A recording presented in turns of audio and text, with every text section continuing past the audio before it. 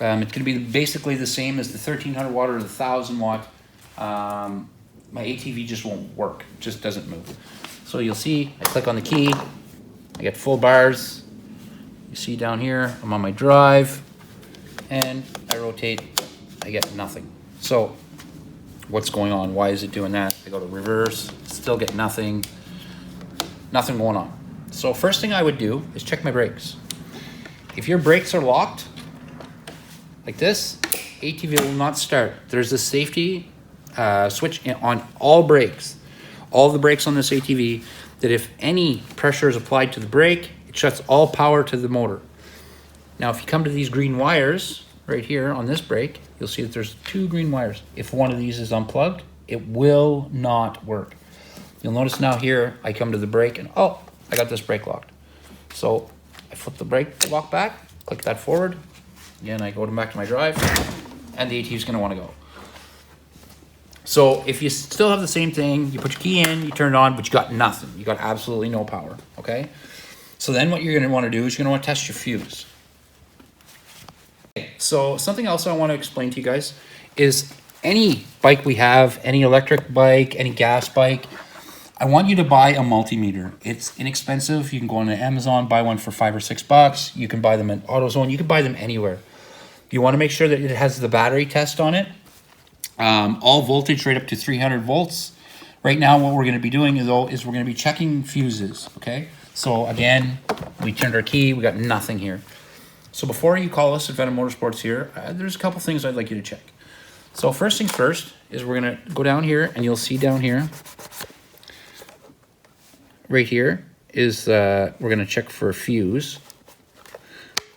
So right here is where we're going to go. We want that beep. So when we click around, hear that beep? That means that we're touching 2 contacts and they're making power between the 2 of them. So now I'm going to leave it on that. I'm going to come to that side of the ATV. And the first thing you would check is your fuse. So here's your fuse right here. You just want to pop that fuse out. Okay, and I'm just going to lift it out. Now pop the fuse out. Oh, look at, see, and that fuse is destroyed. So you'll see how easily that came apart. So that could very well be your problem, is just a broken fuse. So we're just going to pop this out, and I'm going to get a new fuse. Got a new fuse, but what I want to do is I want to show you how to check your fuse. So if you come up to the fuse and you put your negative on one side and your positive on the other side, if that's a good fuse, you'll get the signal. There's power going through that fuse. Okay, so we know that fuse is good. So we're going to go ahead and we're going to put that down. We're going to put it back. Again, click it in here. Click it in there. And then we're just going to put the protective cover back over the top of it. And close that. So we know that fuse is good, but we still have no power. So now, on the electric ATVs, we're going to pop our top off. And now, it's a little bit difficult, but if you look down inside there, there's a controller. This is the rectifier. This is not what you're looking for. A little farther inside, there's a controller, and there's a little black fuse on that. That's a little bit more difficult. You're going to have to lift this body panel. I'm going to grab a fuse so you know what they look like, but it'd be actually on that box way back in there. Okay, way underneath where the gas tank would be on a gas roller. Now you can see it right there. See where all the big wires are going to? That's your controller. Okay, so this is a 30 amp breaker fuse. It's a different kind of fuse. What happens is underneath this plastic bit here, it'll just blow apart. But if you look at it, it says 30 amps. So we're going to go down to our tester. And again, the same, we're just going to bridge them.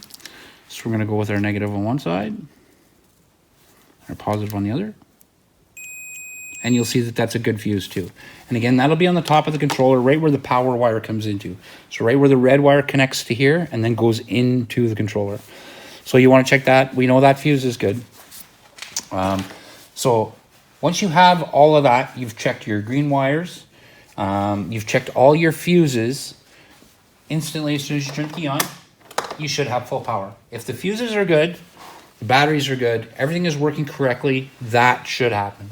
If it doesn't, then feel free to reach out to us and we will help you get your ATV back up and running. All right, guys, that's our video, and thanks and have a great day.